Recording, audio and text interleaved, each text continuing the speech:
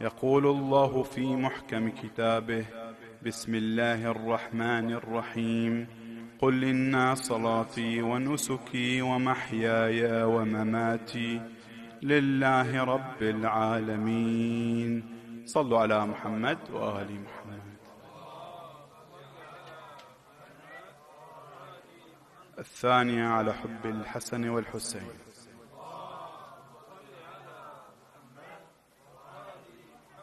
الثالثة لتعجيل فرج صاحب الزمان.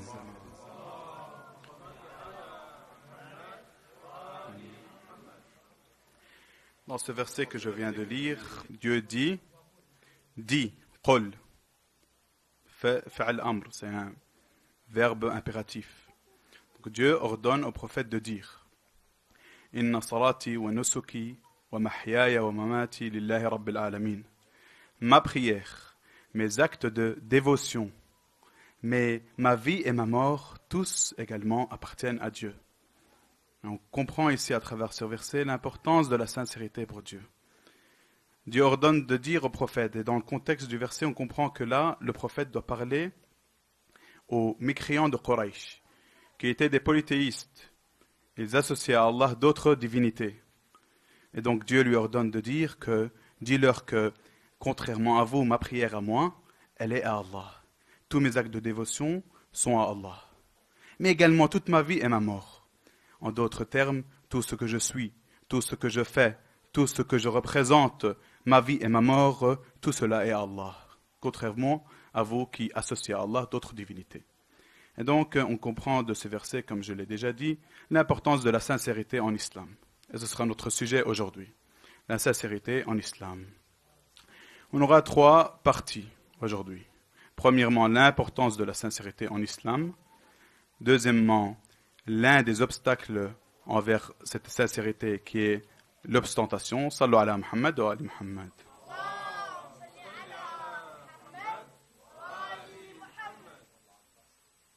Troisièmement, on va prendre un exemple concret de Karbala qui représente cette sincérité. On commence par la première partie. L'importance de la sincérité en islam. Il faut savoir que de manière générale, en islam, tous les actes d'adoration sont conditionnés par une condition. Vous allez dans n'importe quel livre de fiqh, n'importe quel chapitre, vous allez à chaque fois retrouver la même condition pour les actes d'adoration, que ce soit la prière, le jeûne ou que sais-je moi.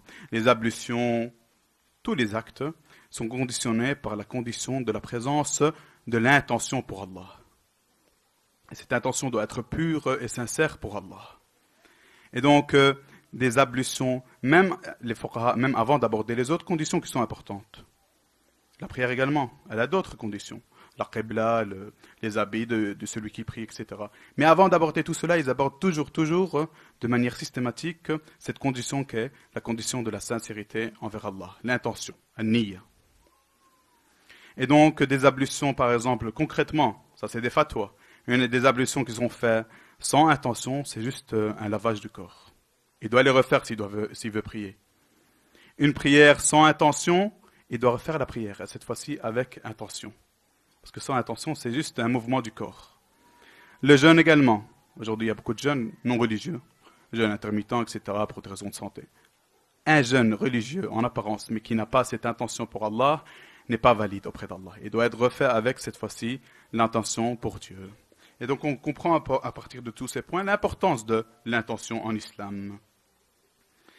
Et c'est pour ça qu'on comprend que lorsqu'on lit les textes religieux, on comprend pourquoi les Ahl al-Bayt mentionnent cette intention pour Dieu comme étant le pilier de la religion. Il y a beaucoup de hadiths à ce propos. L'imam Ali, dans l'une des paroles, dit, dans Ghurar al-Hikam, il dit « Les actions sont les fruits des intentions. » Les actions sont les fruits. En d'autres termes, le résultat des intentions. Il n'y a pas d'action sans intention. Dans également une autre source, c'est un hadith que vous avez tous entendu parler, à propos duquel vous avez déjà connaissance. Il y a un hadith où le prophète dit « Innamal a'malu bin-niyyat ». Ce hadith a été rapporté par les sunnites dans Sahih Bukhari, mais également dans nos sources. Dans Bihar al-Anwar par l'imam al-Kadhim alayhi salam. qui le rapportent du prophète. Et donc par nos sources et leurs sources. En français, innamal a'malu binniyat, en français on pourrait traduire ça par les actions ne valent que par les intentions. Et ici le prophète il surligne 2 points essentiels.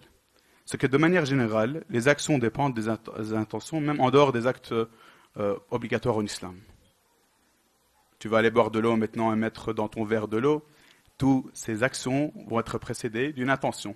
Ça, c'est la base, la règle générale. Mais même ici, dans le contexte islamique, Dieu n'accepte ces actions que s'ils sont précédés d'une intention pour lui. C'est pour ça que le prophète dit, les actions ne valent que par les intentions. Maintenant, il y a une question, c'est quoi l'intention concrètement? Si on veut une petite définition assez simple. On peut dire que c'est la volonté et la détermination qui mènent une personne à une action particulière. À une action particulière. Dans le contexte islamique, cette action particulière doit être faite pour Dieu. C'est ça, l'intention. Et donc, on comprend l'importance de l'attention en islam. Et on a beaucoup de hadiths qui disent que Dieu punit ou récompense en lien avec les actions qui sont issues de ses intentions. Et parfois même en lien avec l'intention même. Par exemple, il y a un hadith dans le Kafi où l'imam Sadiq dit lorsqu'une personne a l'intention de faire une bonne action, mais que pour X ou Y raison, il ne la fait pas, pour une raison valable, eh bien Dieu, tout de même, va lui donner la récompense de cette intention. L'exemple concret, c'est par exemple, tu vois un pauvre, tu veux lui donner de l'argent, tu mets ta main dans ta poche, il n'y a pas d'argent. Tu veux lui donner, mais bon, tu n'as pas d'argent. Mais Dieu, tout de même, va te donner la récompense de cette intention. Donc on comprend l'importance des intentions en islam, parce que Dieu punit et récompense en lien des actions issues de ces intentions, et même parfois dans certains cas, en lien avec l'intention même, indépendamment de l'action. Et donc attention mes frères. Ce conseil est pour moi d'abord et puis pour vous. Soyons toujours sincères envers Allah. Sincères dans nos actes obligatoires, dans nos actes d'adoration, et même de manière générale. Le croyant devrait prendre cela comme un comportement, d'être toujours sincère de manière générale dans sa vie. J'étudie, que ce soit à l'école, à l'université, à la hawza, que sais-je. Pourquoi ne pas faire en sorte que cette étude et recherche de la science soit pour Allah, avec la sincérité envers Allah. Je viens dans ces majals également, dans l'intention pure et sincère que ce soit pour Allah et pour l'imam al-Hussein alayhi salam. Et donc, on a tous ces textes religieux qui insistent sur le fait que cette intention doit toujours être pure et sincère pour Allah. Saliha wa khalisa, lillah. Pure et sincère pour Dieu. On en vient maintenant à la deuxième partie. L'un des obstacles ou des problèmes qu'une personne peut rencontrer, c'est ce qu'on appelle l'ostentation, ar-riya. C'est lorsqu'une personne réalise en apparence un acte qui est un acte de dévotion, d'adoration, de piété, mais dans son intention, il a associé à Allah d'autres personnes. Il le fait pour d'autres personnes ou pour d'autres intérêts. Il y a beaucoup de gens comme ça dans la société. Et les textes religieux abordent ce sujet de manière assez étendue. Et vous savez très bien qu'on est une communauté religieuse, en fin de compte. Ce n'est pas une communauté linguistique ou culturelle ou régionale. C'est une communauté religieuse. Donc la religion a une place assez importante. La religion a une place assez importante dans cette communauté. Et la piété est vue comme une vertu. C'est pour ça que beaucoup de gens font attention à ce que telle ou telle personne va dire à mon propos. Voilà, je dois prier, mais pas pour Dieu. Je veux que les gens font mes éloges. On a aussi ce problème quand on vient aux actes de charité. Je donne pour que les gens disent, Masha'Allah, quel homme généreux, quel homme pieux. Donc je recherche quoi? Pas la satisfaction de Dieu, mais les éloges de Dieu. C'est ce qu'on appelle ar-riya, l'ostentation. Et bien sûr, c'est un grand problème. Il y a un hadith dans Al-Kafi où l'imam As-Sadiq alayhi salam dit l'ostentation, quelle que soit sa forme, est une sorte de polythéisme. Celui qui travaille pour les gens aura sa récompense auprès des gens. Et celui qui travaille pour Dieu aura sa récompense auprès de Dieu. Ici, l'imam Sadiq commence en disant que c'est une forme de polythéisme, d'association, de shirk. On pourrait être choqué parce qu'on a l'habitude de penser que le shirk, c'est plutôt les hindous, les idoles, etc. Ici, il dit c'est une sorte de politisme. Parce que cette personne qui fait de l'ostentation, quand j'analyse ce qu'il y a dans son cœur, les actes d'adoration qui normalement doivent être faits pour Dieu sont faits en vérité pour d'autres personnes que Dieu. Et donc oui, dans son cœur, il a associé d'autres personnes à Dieu. Ensuite, l'imam al-Sadr dit que celui qui travaille pour les gens, dans le delà, devra aller chercher sa rétribution auprès des gens. Celui qui travaille pour Dieu pourra chercher sa rétribution auprès de Dieu. Et ça, c'est quelque chose de logique. Si dans ton intention, c'était pas pour Dieu, mais c'était pour les gens, alors dans le delà, va chercher cette récompense auprès des gens. Et ça rejoint beaucoup de hadiths où on nous dit que dans le jour du jugement, celui qui fait de l'ostentation, il viendra chez Dieu le jour du jugement. Il lui demandera la récompense de ses actes. Bon, Dieu lui répond logiquement que ces actes, ce n'était pas pour moi. Va aller chercher chez les gens pour lesquels tu les as faits. Pour lesquels tu les as faits. Et ces hadiths nous décrivent comment il va chez ces gens. Mais vous savez, le jour du jugement, on est tous perdus. Chacun pense à soi. Les versets coraniques sont clairs et les hadiths sont clairs à ce sujet. Et ces mêmes personnes vont lui dire va très loin, on ne peut rien pour toi. Nous-mêmes, on est perdus. Hier, on a lu un hadith où l'imam Ali, et vous savez qui est l'imam Ali, lui-même décrit ce jour comme étant le jour de la grande peur.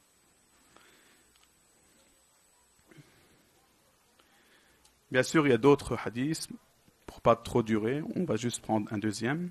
L'imam Sadr, dans un autre hadith dans le Kafi, il a également un hadith sur l'ostentation. Et le début, on ne va pas le lire ni l'analyser, c'est la même chose que le hadith précédent. Mais la suite du hadith est assez intéressante. La suite du hadith est assez intéressante parce que l'imam Sadr, dans la suite du hadith, il dit « N'aie pas peur.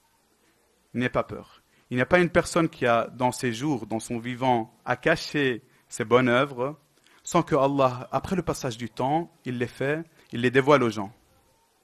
Il n'y a pas une personne qui a fait de l'ostentation et qui a fait ce genre d'acte sans que Dieu, après le passage du temps, le dévoile.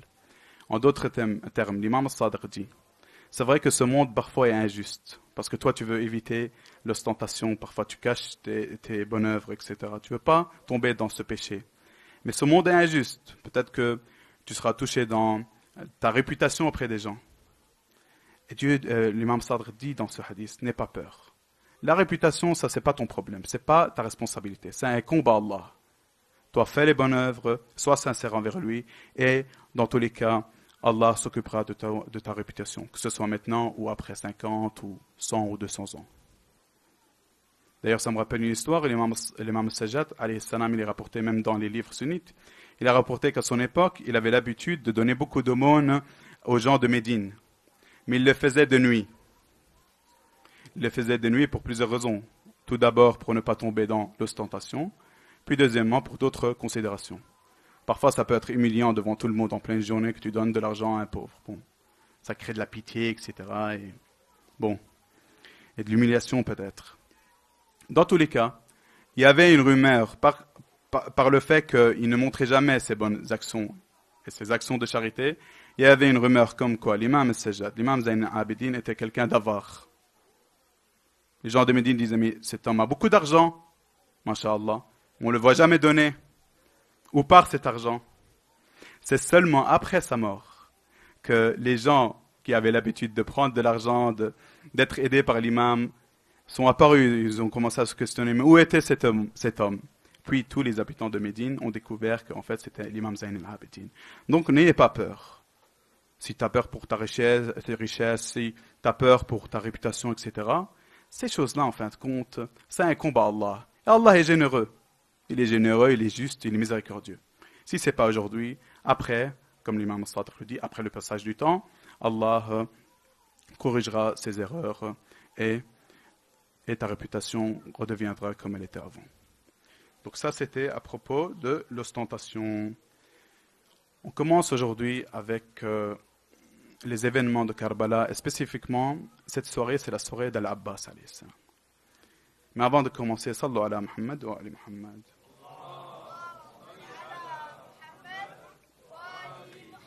الثاني على حب الحسن والحسين.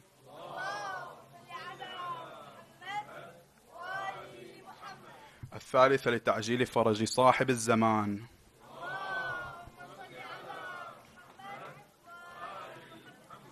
Al-Abbas, Abu al-Fadl al-Abbas était l'emblème de la sincérité. L'emblème de la sincérité. Et c'est même l'un des secrets de Dieu. Jusqu'à maintenant, on ne comprend pas qui était Al-Abbas. Qui était Al-Abbas? À un point où, lorsqu'il est tombé en martyr, l'imam al-Hussein a dit « Al-an ankasara dahri ». Il n'a jamais dit ça avant à d'autres, à propos d'autres. Pourtant, il a perdu beaucoup de compagnons assez fidèles. Il a perdu beaucoup de proches assez chers pour lui, ses propres enfants. Et c'est seulement après le martyr d'Al-Abbas qu'il a dit « Maintenant, mon dos a été brisé ». Les arabophones, vous savez le sens de ce mot. Quand on dit « mon dos a été brisé », en arabe, ça veut dire « c'est fini ». J'ai plus de soutien, j'ai plus de solution. Al-Abbas, jusqu'à maintenant, on ne comprend pas qui c'était. C'était l'un des secrets de Dieu. Al-Abbas, dans la Mecque, on a rapporté à plusieurs reprises dans les nuits précédentes, qu'à la Mecque, il y avait beaucoup de gens qui ont conseillé l'imam al-Hussein de ne pas partir à Koufa. Parmi eux, Ibn Abbas. Parmi eux, Mohammed ibn al-Hanafi, son frère, le frère de l'imam al-Hussein. Al-Abbas, alors que ces gens donnaient des leçons à l'imam, comme si l'imam ne comprenait pas. Al-Abbas, à la Mecque, pendant que ces gens donnaient ses conseils, qu'est-ce qu'il faisait? Il préparait les caravanes. Il préparait le chemin. Il préparait le voyage. Il préparait les chameaux. Il était dans la soumission de son imam. Pas seulement son frère et son imam, son maître. Al-Abbas, avec l'imam al-Hussein, il n'y avait pas de toi et moi. Il y avait seulement toi et moi, je me soumets à toi. Al-Abbas est arrivé à ce point de sincérité envers Allah, ce qui l'a mené à la soumission envers son frère, qui était son imam. C'est pour ça qu'on peut lire que dans les hadiths d'Ahl al-Bayt, comment ils décrivent Al-Abbas. L'imam al-Sadiq dans un hadith, il dit « Nafidh al-Basira, salb al-Iman ». Al-Abbas était avec une clairvoyance profonde et une croyance ferme. Hier, on en a parlé de la clairvoyance. L'un des exemples d'un homme clairvoyant, c'est Al-Abbas. Ça, c'est un témoignage de la part de l'imam al-Sadiq. Clairvoyance profonde, croyance ferme. C'est comme ça que l'Abbas était décrit par Ahl al-Bayt, alayhi salam. Bien sûr, Al-Abbas, le jour de Karbala, le jour de Ashura, il n'a pas pu supporter les pleurs et les cris des enfants de l'imam al-Hussein, des filles de l'imam al-Hussein. Il a pu supporter de voir ses amis, ses compagnons et ses proches être assassinés. Mais ses enfants, qu'est-ce qu'ils ont fait? Ils sont assoiffés, ils n'en peuvent plus.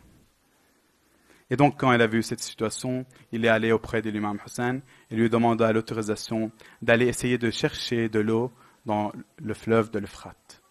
L'imam Hussein lui donna l'autorisation. Al-Abbas alors monta son cheval et alla vers le fleuve de l'Euphrate. Tant bien que mal, il se fit un chemin et il arriva au fleuve de l'Euphrate. Il a rempli la poche d'eau qu'il avait. Ils avaient une gourde d'eau en cuir. Il l'a remplie. Et puis il a pris un peu d'eau dans sa main et voulait boire. Mais en pensant à la soif de l'imam Hussein et à sa petite fille, il lâcha l'eau. Il dit incroyable. Moi je bois de l'eau alors que le Hussein m'attend et mes filles m'attendent et les filles d'Al-Hussein m'attendent. C'était pas haram s'il buvait de l'eau. Lui aussi était assoiffé. Lui aussi était dans le désert de Karbala, privé d'eau plusieurs jours. C'était pas illicite, c'était pas mauvais s'il avait bu de l'eau. Mais pour lui, c'était un signe d'infidélité. Al-Abbas, c'était l'emblème de la loyauté envers Al-Hussein, même dans ces petits détails. C'est pour ça qu'on comprend pourquoi Al-Hussein a dit « Maintenant, mon dos a été brisé ».